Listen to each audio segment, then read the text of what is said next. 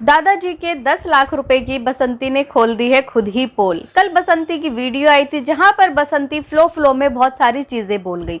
अभी तक तो देखिए बसंती के ऊपर जो है यही चीजें लग रही थी, बसंती पैसा खा गई, लेकिन बसंती जो है अपनी बात पर अडिग थी कि दादाजी के पास 10 लाख रुपए कहां से आए, वो तो ऐसा कोई काम ही नहीं करते थे।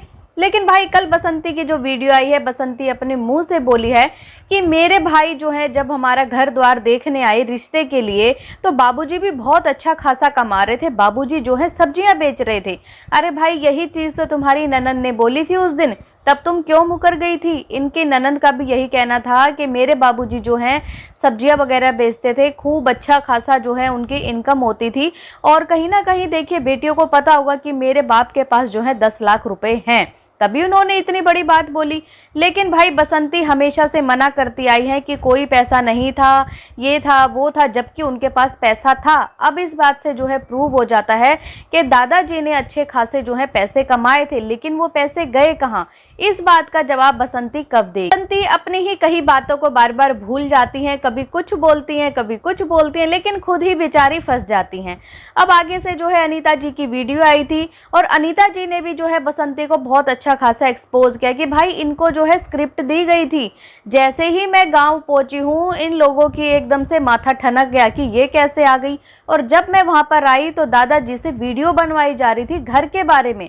अब सबसे मेन कल्प्रिट इंसान तो इनके दादाजी हैं, जो कि कभी अपने बेटे की तरफ देखते ही नहीं है। उनको मारा गया, पीटा गया, जान लेने की कोशिश की गई, लेकिन जो है दादाजी बिल्कुल एकदम चुप। वही पिता है ना जिन्होंने अपने छोटे बेटे के मोह में आके बड़े बेटे को इतनी बार फंसाया कि उसको काम दिलवा दो, उसको जरा पैसे करवा दो, उसका भी घर चल जाएगा। और बड़े बेटे ने अपने बाप की बात मानते हुए हमेशा वो काम किया। वो ना भी चाहते तो ना भी करते, लेकिन उनके पिताजी ने बोला तो उन्होंने वो सारी चीजें की। लेकिन ये किस तरीके के पिताजी हैं भाई, इधर से बहू के मोह में, पोते पोतियों के मोह में इतने पागल हैं कि उनको बड़े अपने पोते पोतियां, एक बहू एक बेटा जो कि है वो नहीं दिख रहे। अनीता जी ने साफ सुथरे शब्दों में ये चीजें बताई हैं कि भाई लाला जी जो है गांव इसलिए नहीं आ रहे क्योंकि इसने जो है उनको जेल भेजने की फुल प्लानिंग तैयार कर ली है।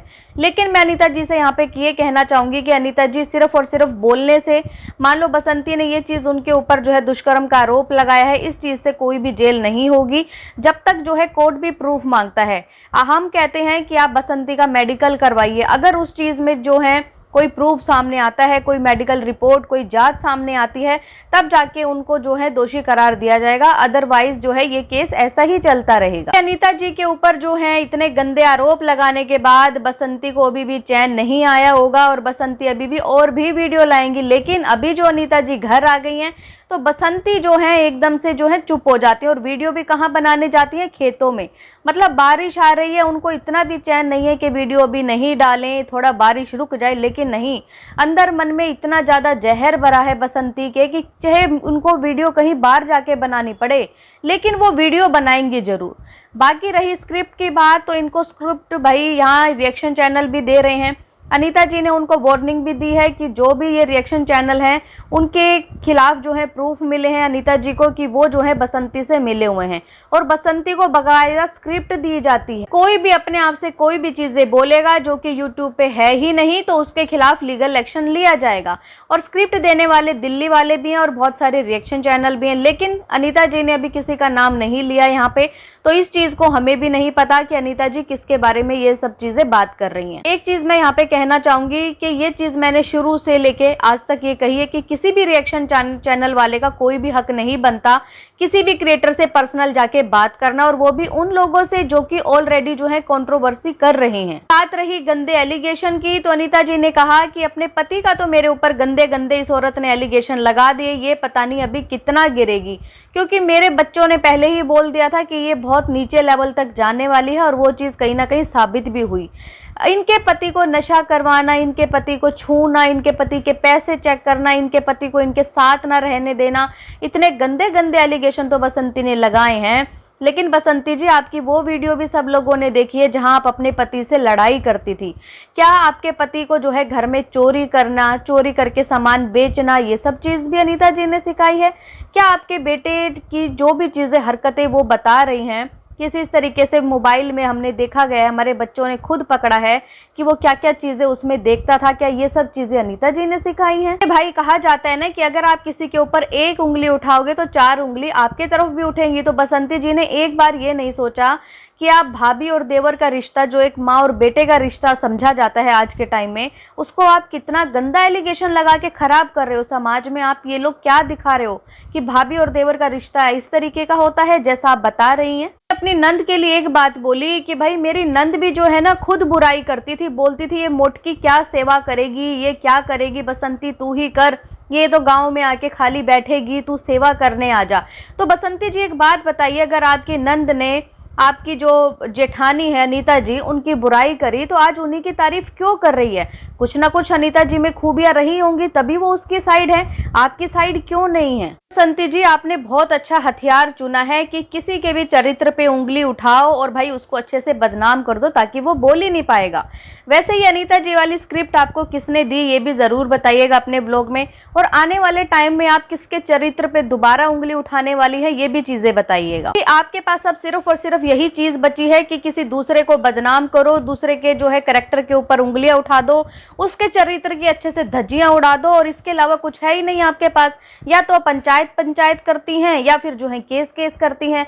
अच्छा पंचायत आपको क्यों करनी है? ये बोल रहे हैं कि वो भगोड़ी हो गई हैं, भाग गई हैं।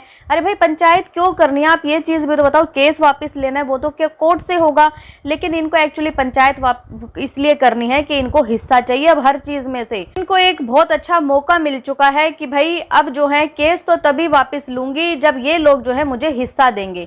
मतलब केस वापस लेने के बदले में बसंती जी को चाहिए मोटी रकम, कि ये हिस्से के रूप में इनसे अभी लेना चाहती है, इसलिए पंचायत करना चाहती है। लेकिन अनीता जी ने कहा कि मैं पूरे गांव वालों से पूछवाऊंगी कि हमने इन लोगों के लिए क्या किया है और क्या नहीं किया है, क्योंकि पूरा गांव गवाह है।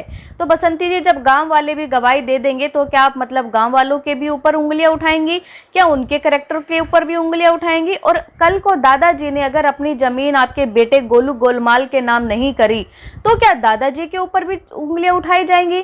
क्या दादाजी को भी फिर बोला जाएगा कि ये भी ऐसा है वो भी ऐसा है? और बूढ़ा बूढ़ा तो खैर ये बोलती हैं, क्योंकि अनीता जी ने बोला कि जब मैं आई तो मैंने सुन लिया था, बोल रहे थे कि बूढ़े से वीडियो बनवाओ। वाह बसंती जी वाह, वैसे तो कैमरे के आगे बाबूजी बाबूजी और कैमरे के पीछे बूढ़ा बूढ़ा, वाह भाई वाह। एक चीज बहुत अच्छे से पता लग गई है कि जैसा ये बोलती है कि ये लोग झूठे हैं, ये करते, अगर ये लोग झूठ बोलते ना तो अनीता जी अपने मुंह से ये बात नहीं बोलती कि लाला जी इसलिए गाँव में नहीं आ रहे अपने घर में क्योंकि इन्होंने जेल भेजने की तैयारी कर चुके हैं, और ये चीज हमें भी बहुत अच्छे से पता है। तो अगर किसी भी औरत को झूठ बोलना होता है या कुछ छुपाना होता है ना तो वो चीजें अपने ब्लॉग में कभी भी नहीं बोलती। हमेशा से इनका यही एक मोटिव रहा है, हेट फैलाना। जब इनकी बहू आई थी नई नई स्टार्टिंग में आपने देखा था, तो उस टाइम पे सास और बहू के बीच में कितनी ज्यादा मिसअंडरस्टैंडिंग पैदा की गई थी। फेक आईडीज बना बना के उनके वहां पर कमेंट करके दुनिया भर के हेट कमेंट किए जाते थे अनीता जी के लिए। और आज वही बहू और सास अगर एक हो गई हैं, उनके घर पे इतनी बड़ी जो है एक आफत आ गई है, बहू ने अगर साथ दिया अपनी सास का, अपने पति का, अपने घर के लिए उसने स्टैंड लिया, तो आज वही बहू जो है इन लोगों के लिए बुरी हो गई। बसंती ने इस चीज को एक्सेप्ट कर लिया है कि भाई दादाजी जो है बहुत अच्छा खासा पैसा कमाते थे, लेकिन बसंती जी इस चीज का भी अब आपको जवाब देना पड़ेगा कि अच्छा खासा वो पैसा कमाते थे सब्जियां बेच के, जो उनकी बेटियों ने बोला था, तो वो पैसा आखिर गया तो गया कहाँ? आप लोगों की क्या राय है इस वीडियो पे कमेंट करके मुझे जरूर बताएं। और अगर आपको ये वीडियो पसंद आए तो प्लीज चैनल को लाइक करें, सब्सक्राइब करें, शेयर करें एंड बेल आइकन को प्रेस करना बिल्कुल ना भूलें। सो बाय, मैं मिलती हूँ आपसे एक न्यू वीडियो में, तब तक के लिए बाय।